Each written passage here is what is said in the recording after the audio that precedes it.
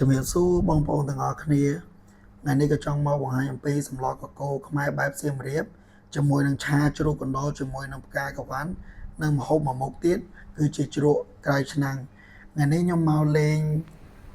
ភោជនីយដ្ឋានផ្ទះបាយខ្មែរជាមួយនឹងឪយ៉ារ៉េតក៏ខ្ញុំចាប់ផ្ដើមថត outdoor មានអំពូលភ្លើងជាមួយនឹងផ្កា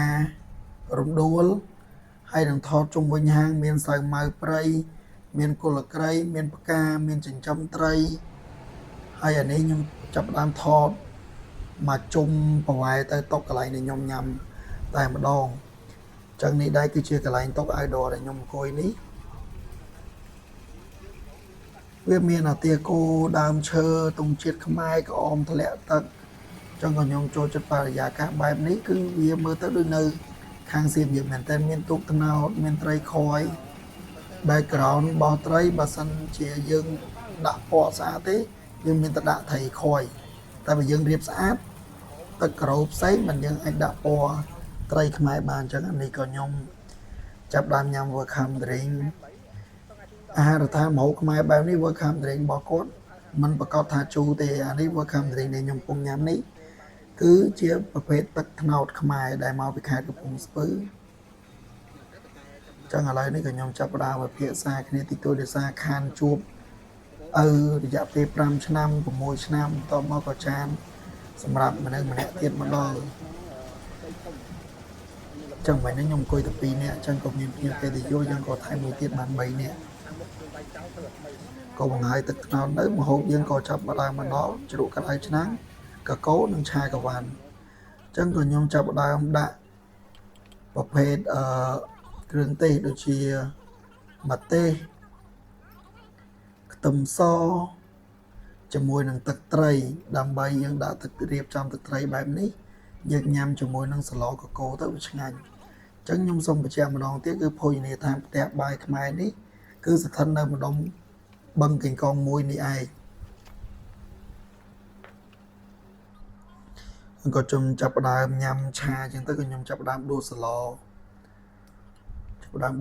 ដាក់ឆាអញ្ចឹងទៅសនុកញ៉ាំដោយសារយើងញ៉ាំនៅផ្ទះផ្សេងយើងញ៉ាំមានភ្ញៀវផ្សេងអញ្ចឹង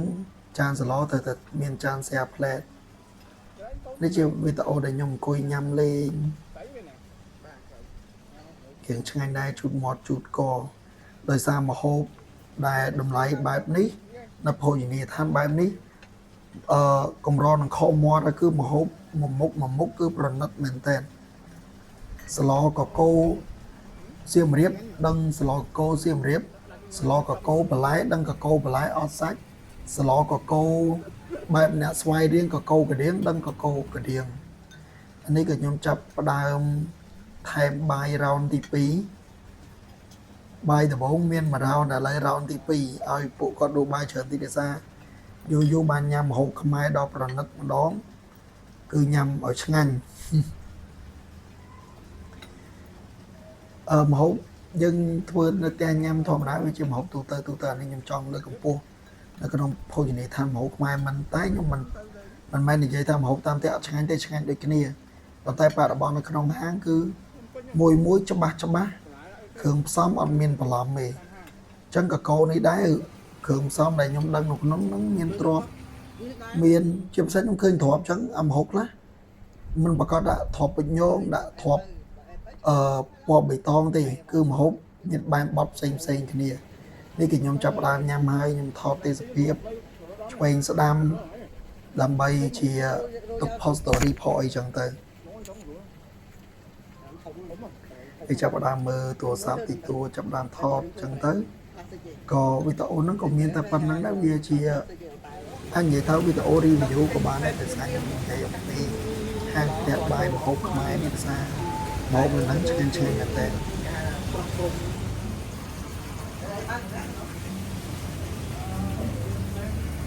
អរគុណបងប្អូនសម្រាប់ការតាមដានវីដេអូនេះពីដើមរហូតដល់ចប់បងប្អូនចង់ទស្សនាវីដេអូបន្តបងប្អូនសូមជួយការគាំទ្រខ្ញុំដោយជួយ Subscribe YouTube Channel របស់ខ្ញុំបានអរគុណ